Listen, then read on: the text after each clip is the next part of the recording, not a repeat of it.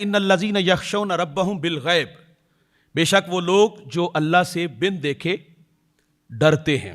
یہاں ڈرنے والوں کی، اللہ کا خوف سینے رکھنے والوں کی بات ہو رہی ہے۔ حضرت عمر رضی اللہ تعالیٰ عنہ آپ مدینہ کے مضافات میں تشریف لے گئے تو وہاں ایک نوجوان دیکھا جو بکریاں چرا رہا تھا۔ آپ نے اس جوان سے کہا کہ ایک بکری مجھے دے دو، مجھ سے اس کی قیمت لے لو، صرف آزمانے کے لیے، اس کا امتحان لینے کے لیے آپ نے کہا۔ تو اس نے کہا کہ میں تو امین ہوں، یہ بکریاں میرے مالک کی ہیں، تو لہٰذا میں بکری نہیں دے سکتا۔ تو حضرت عمر نے فرمایا کہ تم کہنا کہ وہ گم ہو گئی یا بھیڑیا کھا گیا۔ جب اتنی بات کی نا تو چرواہے نے آسمان کی طرف دیکھا، آنکھوں میں بہت سارے آنسو ہیں، رو کر کے کہتا ہے فَأَيْنَ اللَّهُ، پھر اللہ کہاں ہے؟ جب اتنی بات کی تو حضرت عمر رضی اللہ تعالیٰ عنہ زارو قطار رونے لگے، اور آپ کہتے ہیں کہ اس کی ایک بات نے میرے دل کو زخمی کر دیا۔ پھر اس کے مالک کے پاس گئے، اس کو خریدا اور خرید کر کے اس کو آزاد کیا، اور اسے کہا کہ میں اللہ سے توقع رکھتا ہوں کہ جس طرح آج ایک جملے نے تجھے غلامی سے آزادی دی ہے نا، تو فرمایا یہ یقین قیامت کے دن تیری نجات کا سبب بھی بن جائے گا۔ بھائی جان، یہ ایک ضرورت مند تھا، ایک غریب آدمی تھا، لیکن اللہ پہ تقویٰ کتنا ہے؟ کوئی دیکھ نہیں رہا تو مجھے اللہ تو دیکھ رہا ہے۔ آج جس دور سے ہم گزرے، ہم کہتے ہیں ضروریات منہ کھولے کھڑی ہیں، ہم کہتے ہیں بنیادی ضرورتیں بھی پوری نہیں ہوتی۔ ہم اوپر والوں کی بات کیا کریں، جو نیچے والے ہیں نا، ان کا جہاں بس چلتا ہے معافی وہ بھی نہیں دیتے، ڈنڈی وہ بھی مار لیتے ہیں، 2 نمبری وہ بھی کر لیتے ہیں۔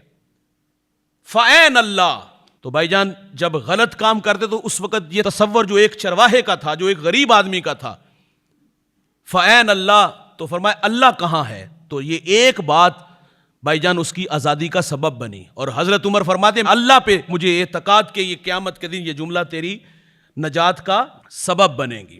اسی طرح حضرت یوسف علیہ السلام جب زلیخا نے گناہ کی دعوت دی، مقفل ہے دروازے، تو آپ نے کیا فرمایا؟ قال معاذ اللہ، میں اللہ کی پناہ چاہتا ہوں۔